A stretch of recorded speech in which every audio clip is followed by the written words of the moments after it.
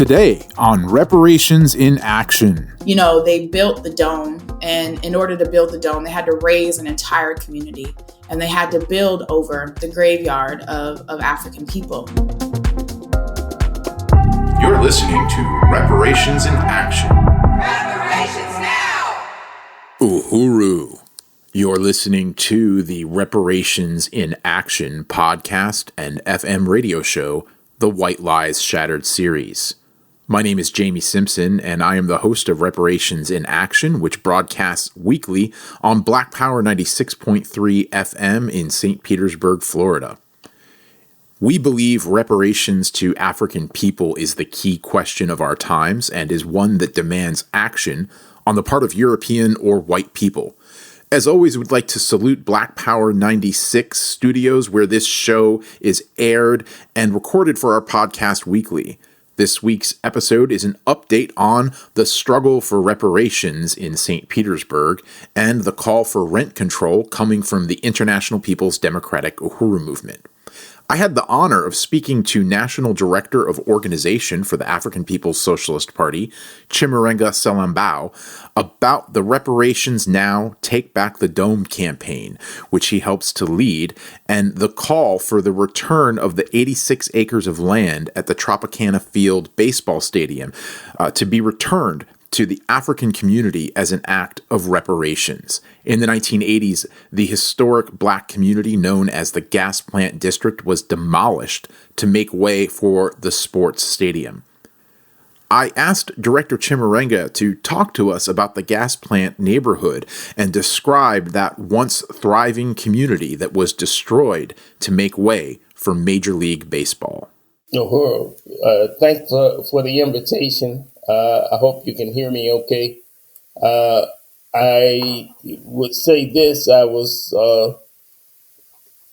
frequented the neighborhood when I was kind of small. We used to have to walk that way to pay our bills, but this was an all-African neighborhood. As a matter of fact, through my travels in my younger days, I don't ever remember seeing a white person over there until I started working in that area.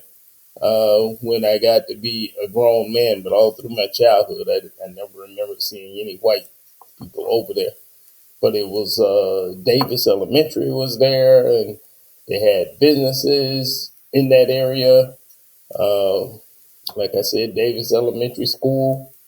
They had funeral home, black funeral homes, and more than 800 people who belonged to families of Africans in that area. At least 9 churches, African churches, were displaced.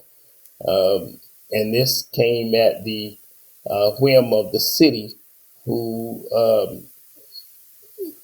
kind of scammed the people out of their property under the pretense of bringing light industry.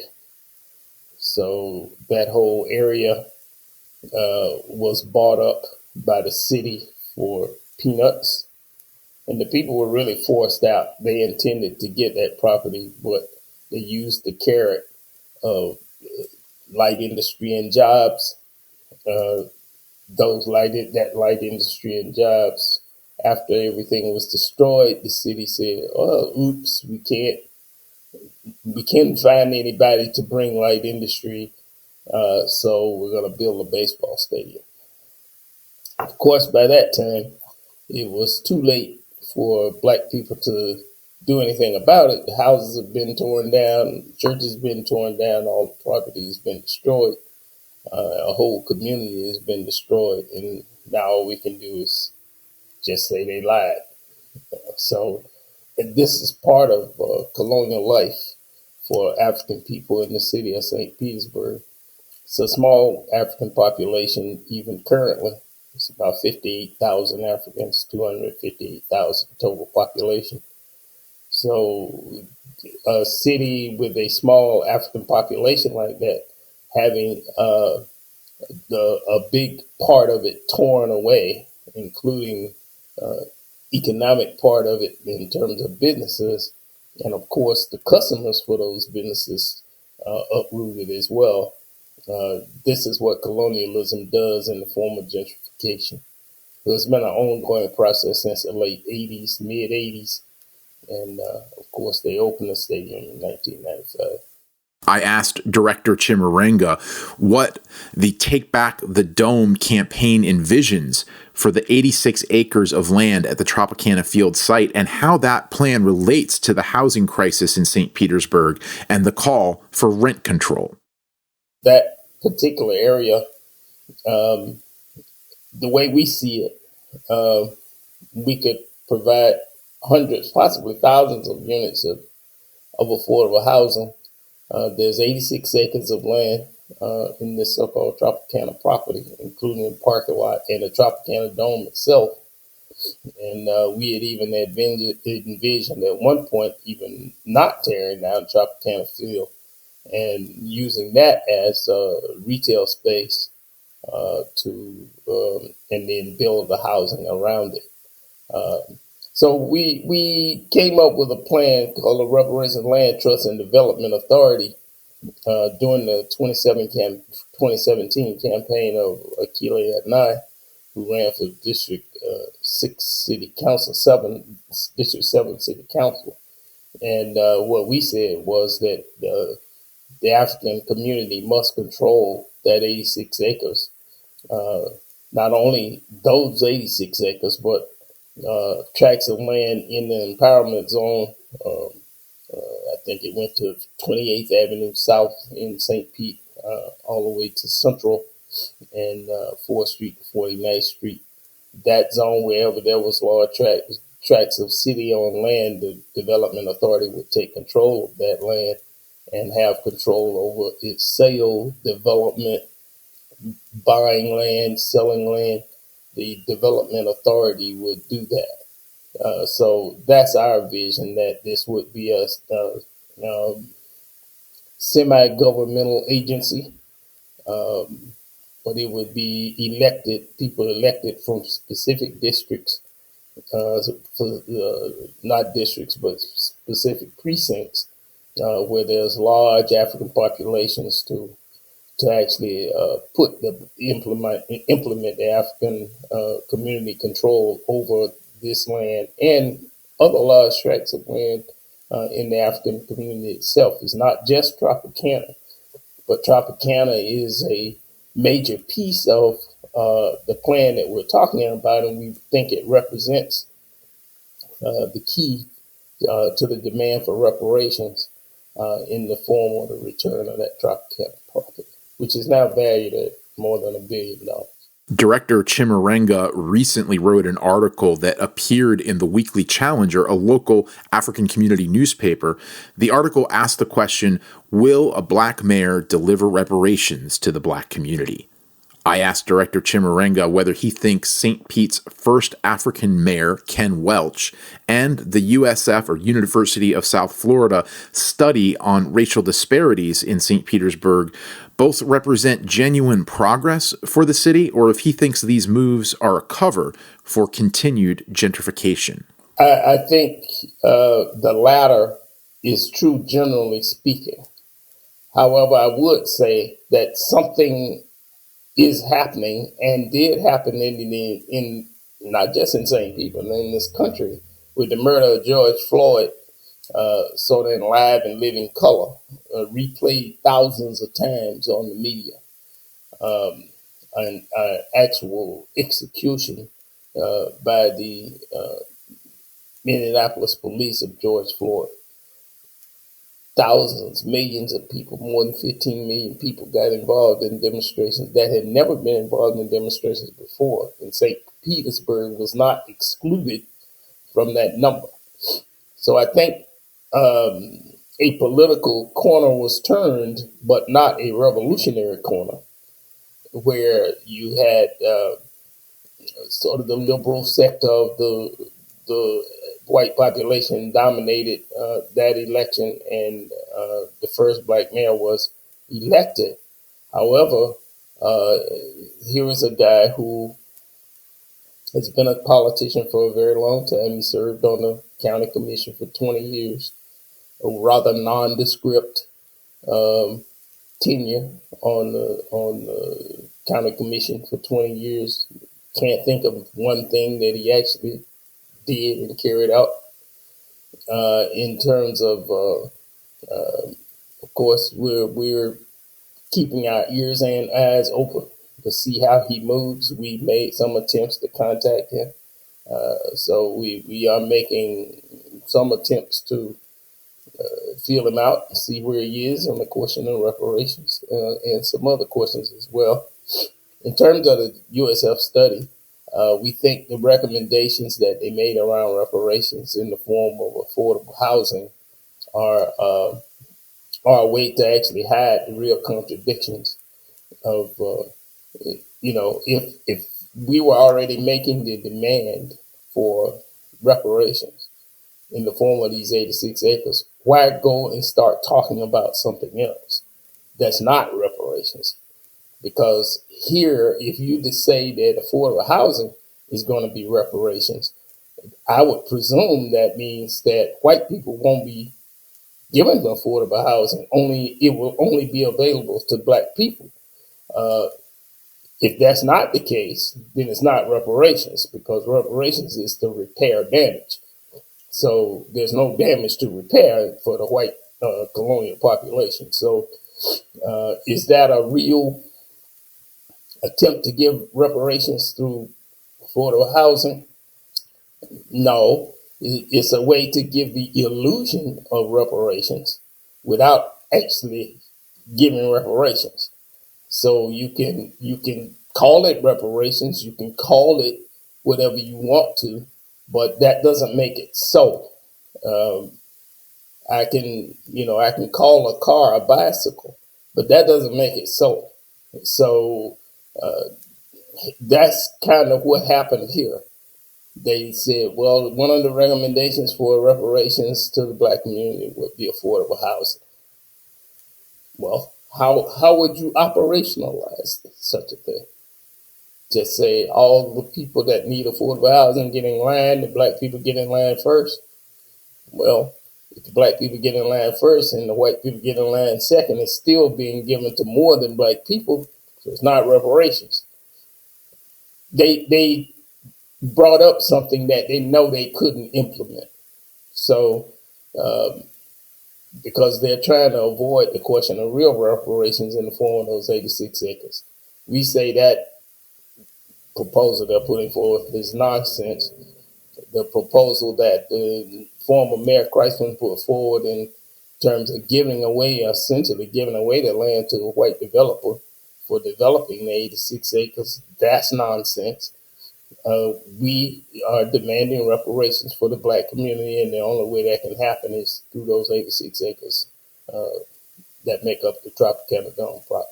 In Oakland, California, in the 1980s, the African People's Socialist Party carried out an electoral struggle for community control of housing called Measure O. I asked Director Chimurenga to tell us about this campaign and how it relates to the struggle for rent control in St. Petersburg. Measure O was a land control measure put on the ballot in Oakland, California back in the early 80s. And it was put forward by the African People's Socialist Party and the Uhuru movement. And this would do exactly what the rent control proposal that we're talking about. It capped the rent in certain parts of Oakland to 25% of a family's income. And there would be rent control boards, housing control boards that would control and implement the process of rent control. So obviously that's an anti-colonial demand, an anti-colonial solution. So of course the bourgeoisie, the media, all other parts of the media and bourgeoisie scream bloody murder. As a matter of fact, the Oakland newspaper, the main Oakland daily newspaper, said this isn't rent control, this is rent revolution. So that's how terrified they were of this whole thing. Thousands, millions of dollars were spent to attack Measure O. And by the way, Measure O was the first attempt. There was also a Measure H, a similar attempt, both times getting about 20% of the vote. So This was way back in the 80s. So the question of rent control is not something new to us in this city or in this country, for that matter. Because I even when I ran for office back in 2005, I was raising the question of rent control. So it's not new to us. We are the ones that have developed an actual program to implement rent control. And while other people are saying, well, it needs to be a housing emergency. Well, it needs to be a housing emergency, but you also have to say, when it's an emergency, this is what must happen. So the rent control must be a part of that housing emergency. I also had the honor of speaking to the director of the Agitprop department for the African People's Socialist Party and former city council candidate Akilé Anai, also known as Aretha Akilé Canyon. She ran for city council in St. Petersburg in 2017 and again in 2019 on an Uhuru movement-endorsed reparations and anti-gentrification platform whose slogan was, "Make the South Side Black Again." I asked Director Akilé to comment on the legacy of the outgoing administration of former Mayor Rick Kreisman, especially as it relates to his plans to re-gentrify the Tropicana Field site. It would be more appropriate to characterize it as a colonial administration because what Kreisman did was inherit, an administration that had already existed. And the administration is basically, carrying out the policy of, the colonial oppression and exploitation of the Black community here in the city of St. Petersburg. So he inherited that administration and carried it out with full force. And I think the thing that was really important about Kreisman was that he was supposed to represent this progressive face of St. Pete. It was the inclusivity era, the place where the sun shines on all and we can all work, live, and play was this monotonous slogan that came from the era in which he was in City Hall. And I think that is one of the most insidious things about Kreisman representing the Democratic Party and this whole era of progression and inclusivity, when in fact the conditions of the African community have only worsened under his administration. And so he was able to move in this fashion where, gentrification intensified under the so-called inclusive progressive mayor. And his last effort in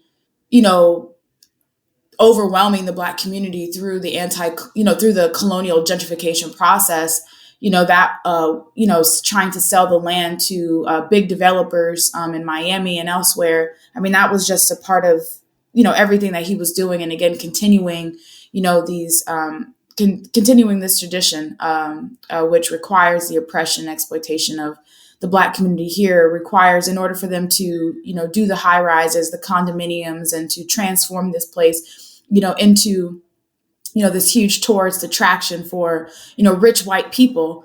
In order for them to do that they have to sanitize and remove the African working class from the city. And that's exactly what Kreisman was doing. So I think that's, one of the important things that we have to recognize. One is that Kreisman represented a social system, that he was, not separate from it at all. All the opponents that he ever ran against, that wasn't a reparations candidate from the Uhuru movement, were all contending for control of, the state right here in the city of St. Petersburg, was trying to advance their own political careers, so on and so forth. So that's one thing we have to recognize. And then two, under this so-called progressive regime, we saw the most intense form of gentrification occur, where, under his watch, the Pinellas County Sheriff's Department was able to run rampant in the city and kill, at minimum, 6 teenage African children at the time of him sitting in office.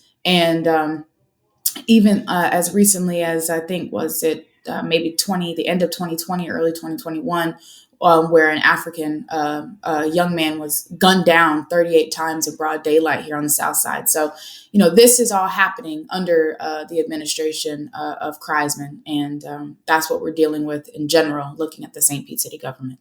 I then asked Director Akilé to speak to the struggle for reparations in the form of the return of the 86 acres of land at the Tropicana Field to the African community, as opposed to providing affordable housing or jobs in general, as has been suggested by the new mayor, Ken Welch. Yeah, I mean, first I would say to the fact that there is a first ever Black mayor in the city of St. Pete, I mean, I think that that represents a serious crisis among the ruling class, not just in St. Pete, but for the whole colonial capitalist social system.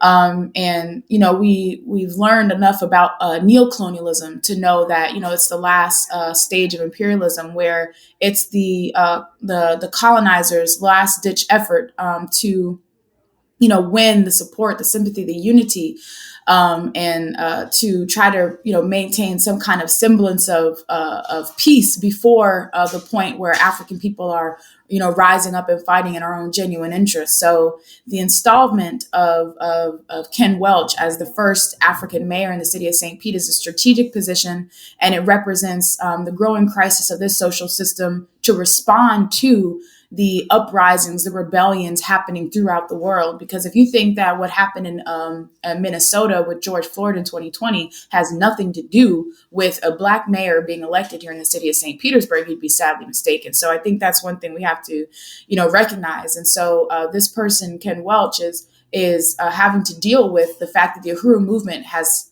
a presence here for over 50 years, where Chairman Amali Chatela was born, formed the first membership-based organization of the Student Nonviolent Coordinating Committee, tore down a white nationalist mural that hung in City Hall, where that wall remains blank today, where he organized a hunt of militant organizations and later the African People's Socialist Party, and how we have been organizing here as the party, the Uhuru movement, since that time. And during that time, we've obviously waged this reparations demand struggle right to the doorsteps of City Hall. So that's something that Ken Welch, as this African mayor who won the sympathy and the vote from the African community and, the quote unquote progressive, white population, based on the fact that he's an African and that there's some expectation that he's going to speak to the demands coming from the African working class.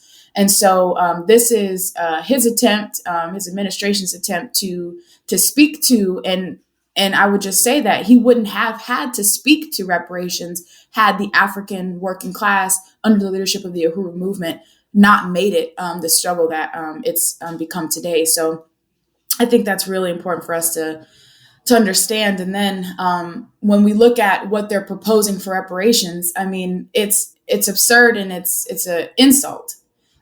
This idea of, economic programs, which always result in some type of charitable program, affordable housing, all these things that, one, they're not saying it's going explicitly to Africans, which would defeat the point of reparations, because reparations is owed to African people, not white people.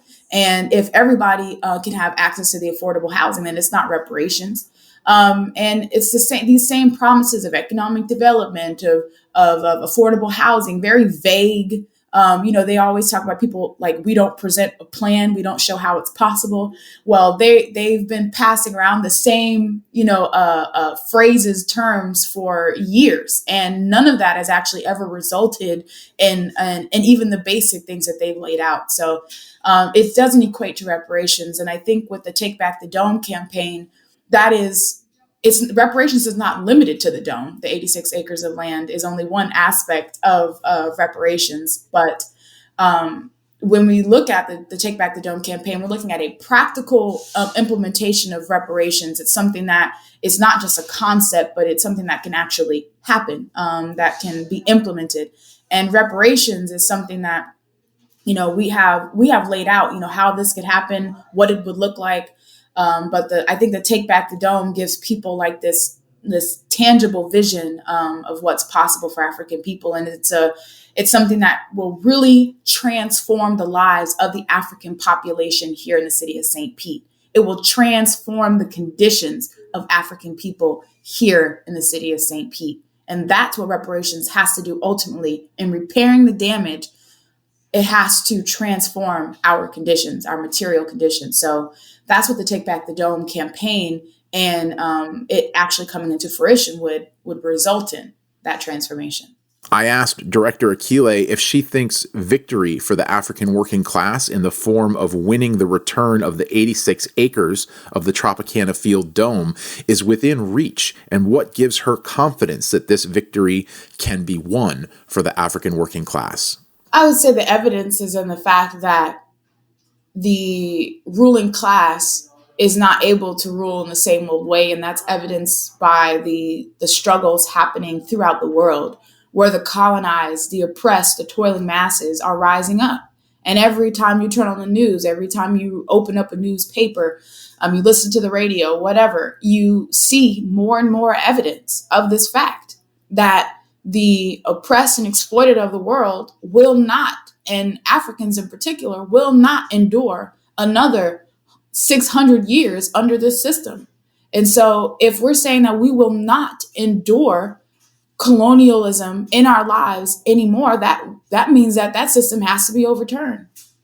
And so there's evidence all throughout the world, but even in the city of St. Pete, I think that what people, people might have a difficult time doing is recognizing that the city of St. Pete would not have elected an African mayor if it was not as a response to the growing discontent of the oppressed and exploited peoples in this city.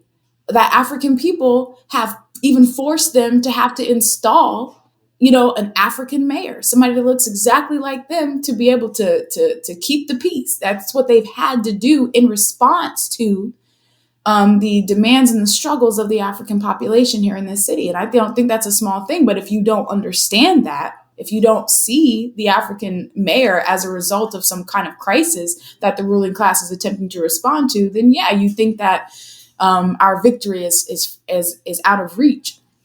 When we look at the situation of the dome, I mean, this is the most practical plan of reparations I've ever seen, if you want to talk about practicality, and if that's necessary for you, which oftentimes we find the necessity to have to explain how things are going to happen, is really getting to a situation where that person does not unite with reparations, just being honest. But if you're looking for something that's practical, we've laid out to a T how the dome being transferred to the African community, how that happens, how there's a democratic process involved, the Reparations Land Trust and Development Authority, how we've determined how the land, what determinations will we come to, how that will all happen. We laid that out.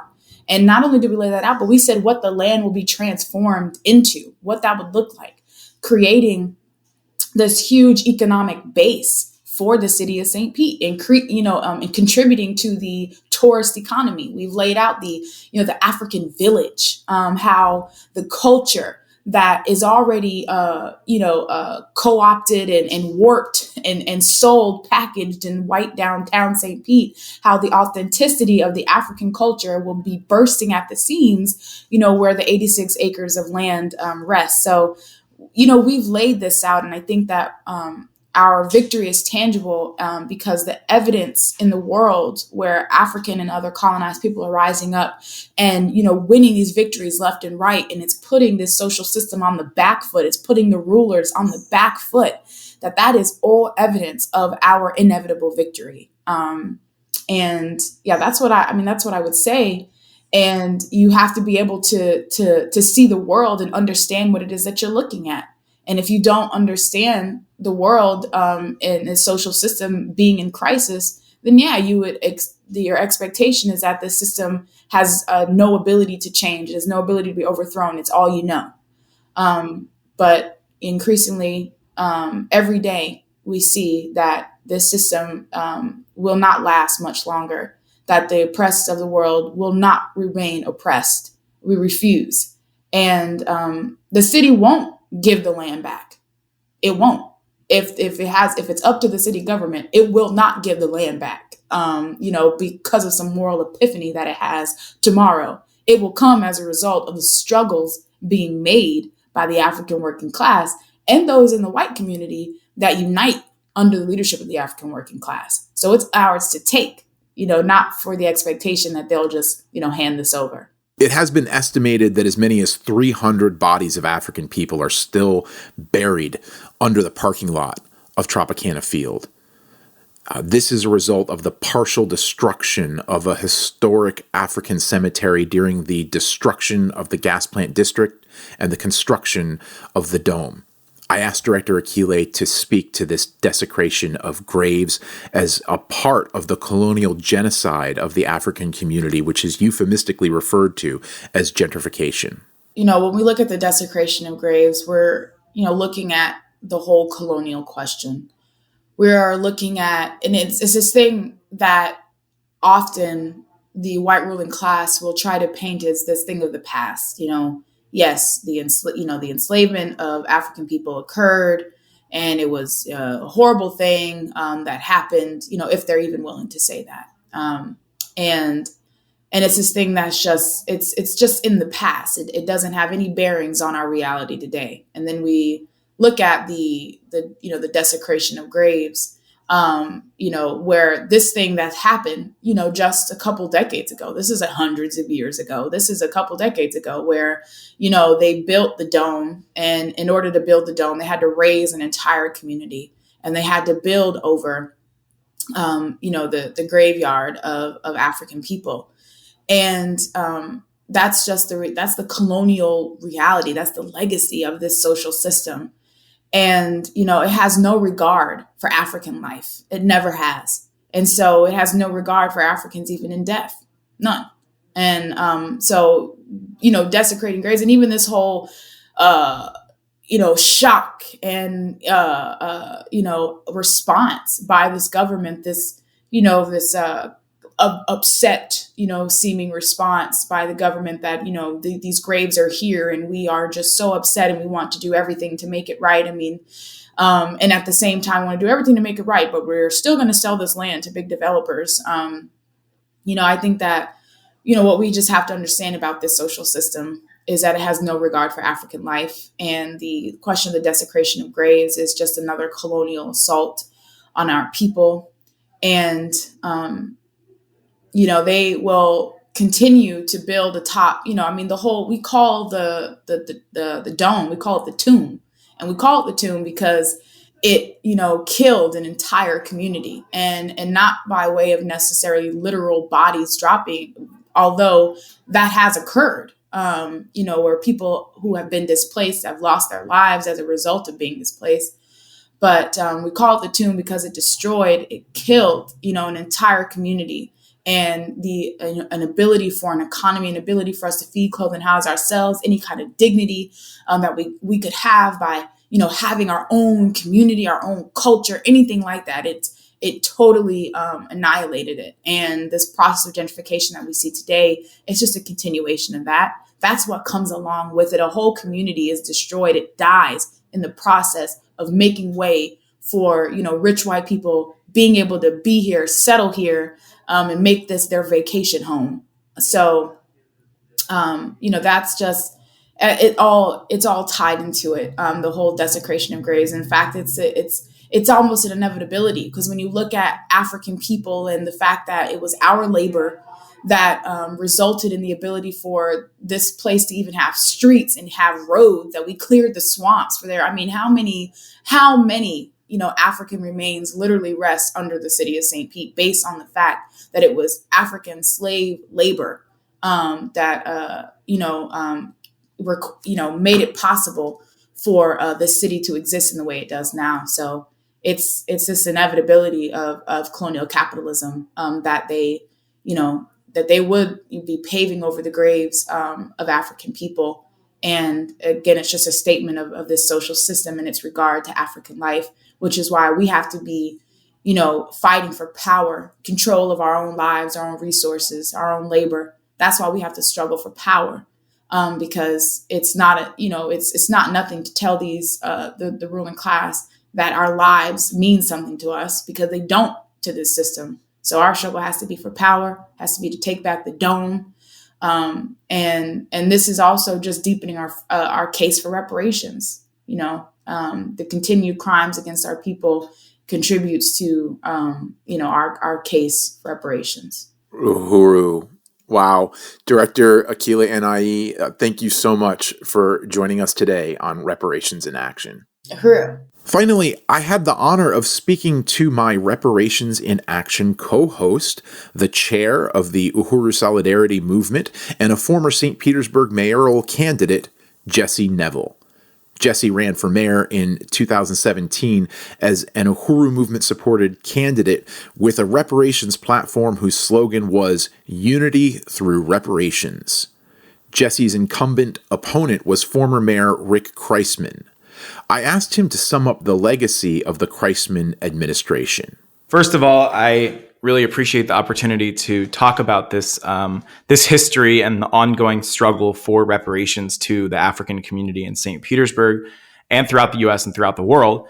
And as you mentioned, I am part of the Uhuru Solidarity Movement, which is the white organization founded and led by the African People's Socialist Party, which is led by Omali Yeshitela, who's the chairman of the African People's Socialist Party. And we are tasked as the Uhuru Solidarity Movement with going into our own white communities and winning white people like ourselves to stand in principled unity and solidarity with the Black community and the struggle for reparations for centuries of oppression and exploitation that is ongoing to this day. As Chairman Omali Yeshitela has said, reparations is not just for chattel slavery; it's for the ongoing and even increasing, intensifying exploitation of African people that is built into the system of colonialism, which the chairman defines as the mode of production of the capitalist system and the capitalist world economy. So our job as the Uhuru Solidarity Movement involves organizing and winning white people to pay reparations to support the African self-determination and economic development anti-colonial projects of the African People's Socialist Party and the Uhuru movement.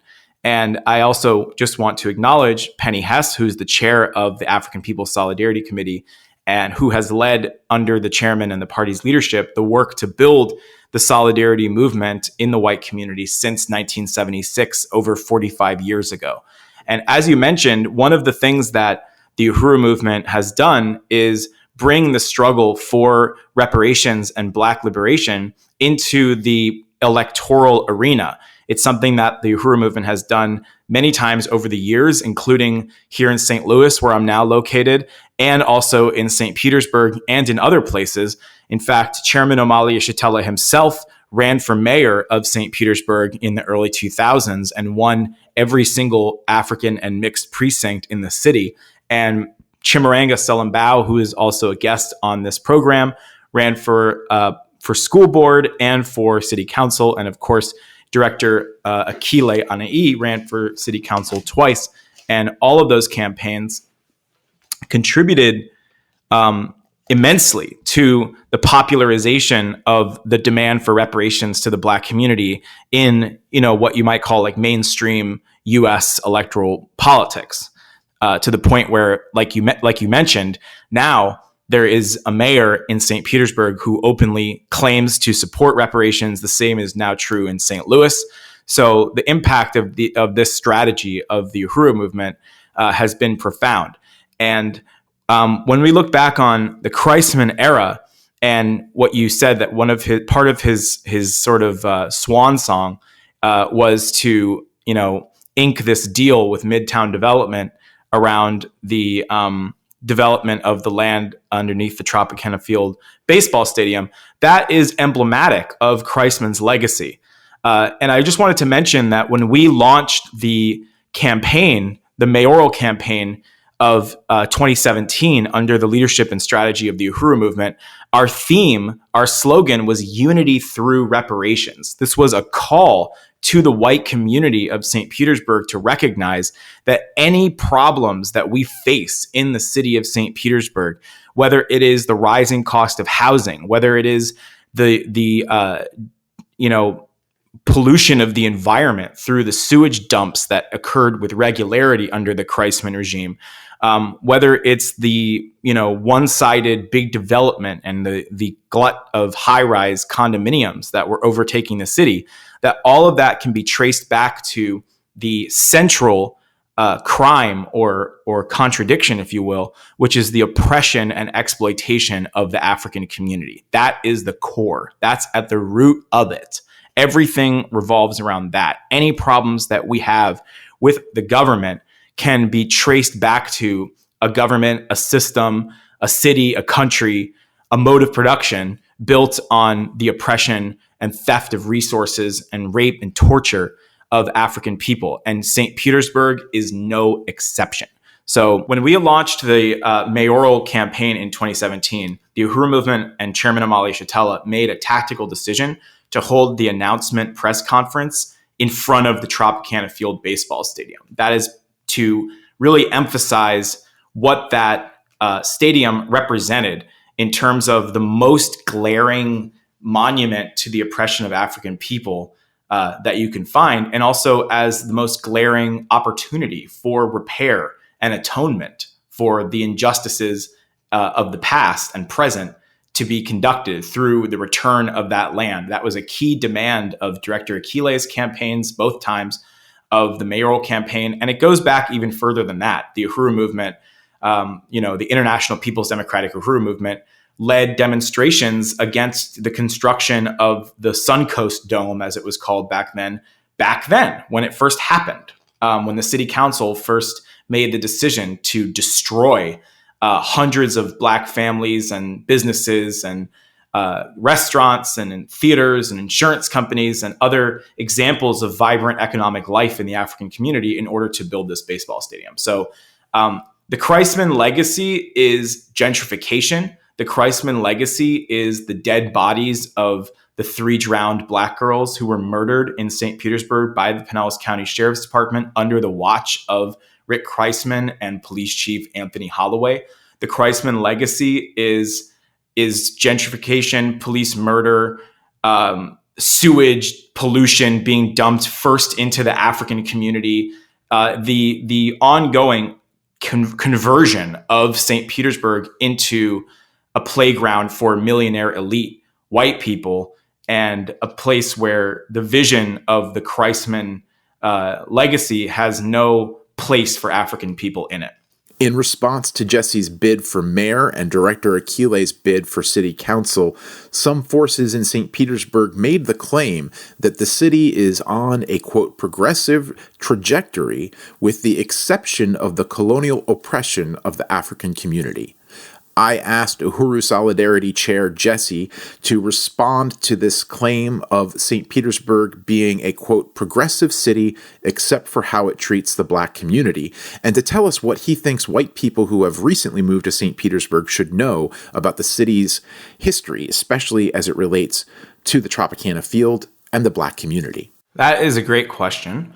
And first of all, on this whole notion of Kreisman and the city government of St. Petersburg being one that is progressive, you are correct that one of the important political goals of the electoral campaigns and the overall political organizing work done by the Uhuru movement in St. Petersburg is to utterly shatter the ability for anyone to define the Kreisman government or the overall status quo of St. Petersburg as representing progress.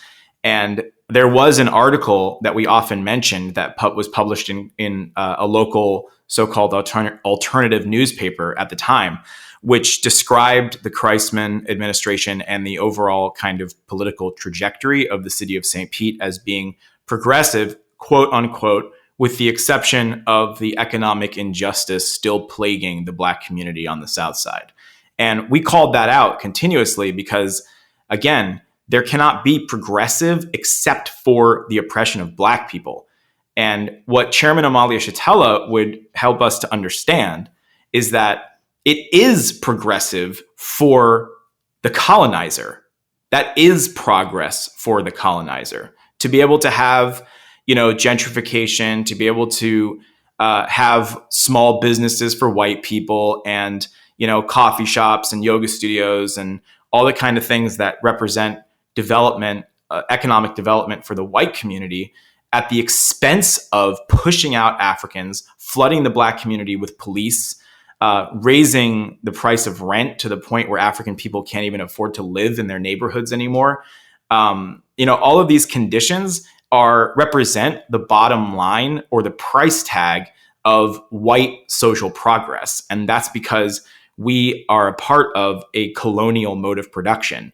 Colonialism is the mode of production of the global economy that we are a part of as white people, as the colonizers. So there is a way for there to be progress for, let's say, LGBT white people by joining the status quo, by being able to have economic and social advancements on the pedestal, on the foundation of the deepening oppression and exploitation of African people. And the message that we sent to the white population, and that we would still send to any white person who is moving into St. Petersburg today, is that genuine human progress is measured by the extent to which justice and reparations to African people take place. That is the real measurement of human progress. You cannot have real progress where one profits at the expense of another.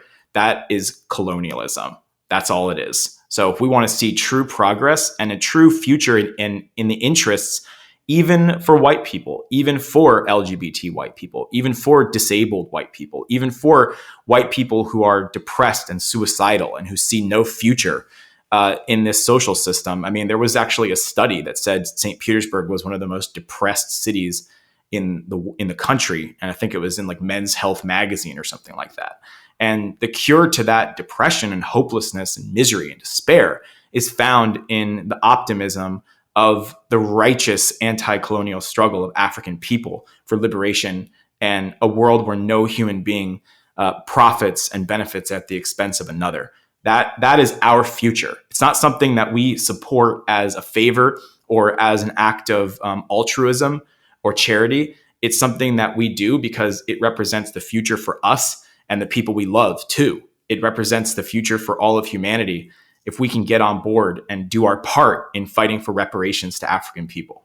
I asked Jesse to address the rent hike crisis in St. Petersburg and to make the connection between the African community's demand for reparations and the current housing crisis in St. Petersburg. Yeah, I mean, that connection doesn't even require connecting the dots because it's literally the same issue. I mean, the reparations plan that was put forward by Director Akilé in her campaigns, especially in 2019, but also in 2017, the major thrust of her platform, which was based on the Black is Back Coalition's 19-point agenda for Black self-determination, was that reparations to African people, and especially the question of the Tropicana Field land, 86 acres being returned to the African community to build economic development and affordable housing for the African community, would take the pressure off of the housing market overall and would make the city more affordable overall. And that is the trajectory that reparations would put us on.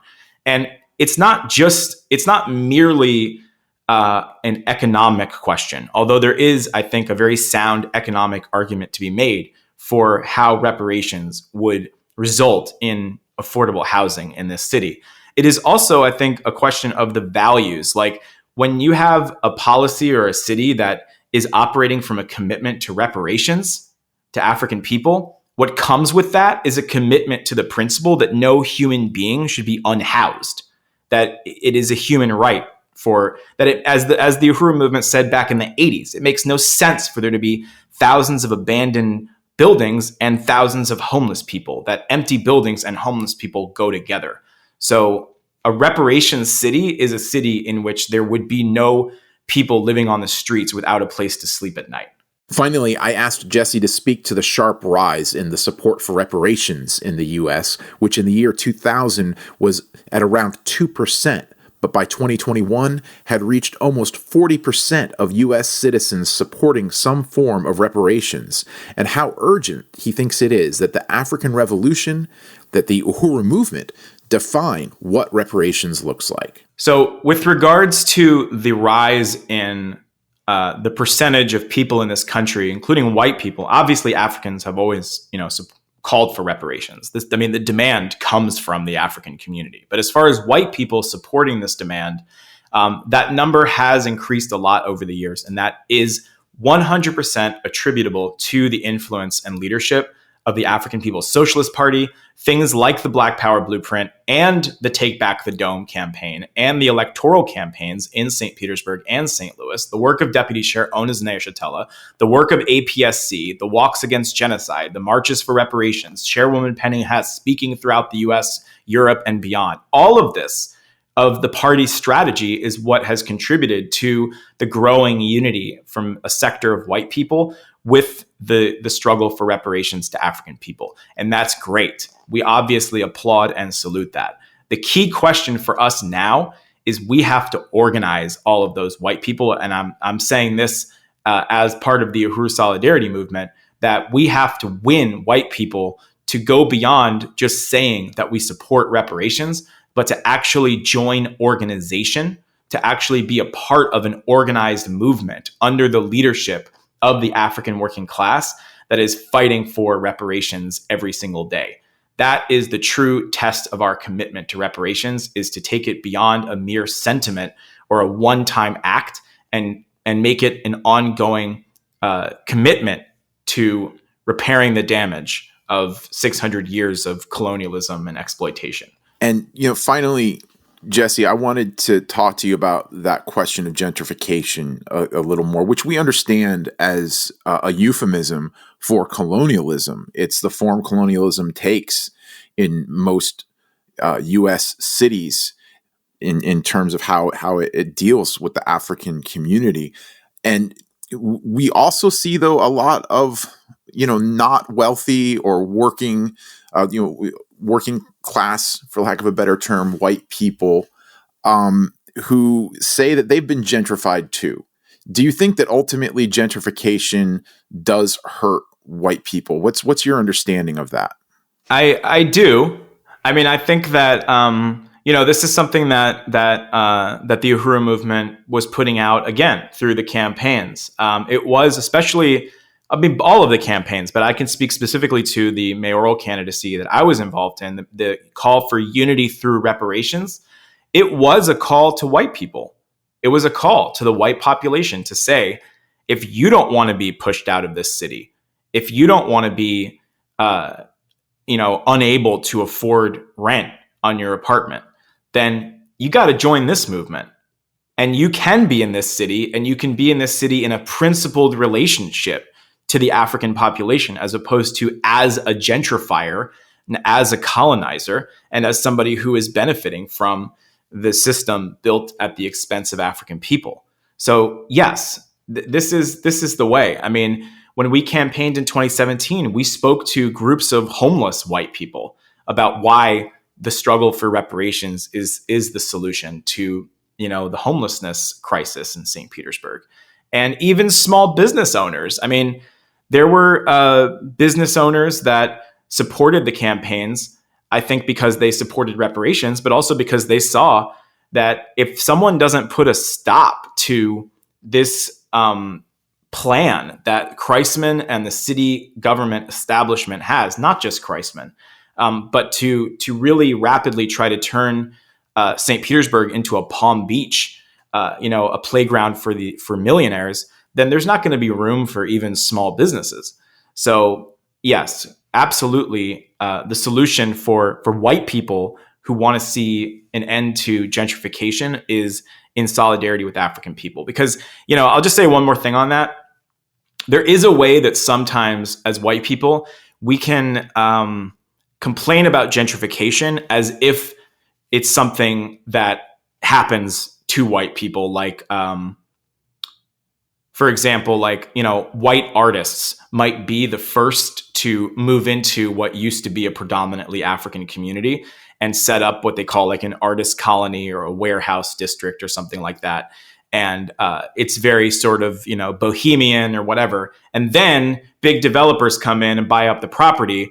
And all of a sudden, these white people are crying gentrification because they're kind of, outsider little community is now being bought up and they're being pushed out and they can't afford to live there anymore. And now it's going to be a place where condos exist. But that is actually how gentrification unfolds. There's usually a group of white people. They actually sometimes self-identify as urban pioneers who go in and are the first to gentrify a community before the big gentrifiers come in and take the baton. And in a certain way, the hunter becomes the hunted. So I think the struggle is just not to, try to be a better hunter, but to join the African community in fighting to put an end to the hunting altogether and build a system in which everybody can live. And the only way to do that, again, is through the liberation of African people. And our way to support that and be a part of that is through the struggle for reparations. Uhuru Solidarity Movement Chair Jesse Nevel, thank you so much for joining us today on Reparations in Action. Uhuru. I want to thank the National Director of Organization for the African People's Socialist Party, Chimurenga Selembao, the Director of the Department of Agitprop for the African People's Socialist Party, Akilé Anai, and Uhuru Solidarity Movement Chair Jesse Nevel for talking to me today about the struggle for reparations in St. Petersburg. Thank you for tuning in to Reparations in Action. We'll see you next time. You're listening to Reparations in Action. Reparations now!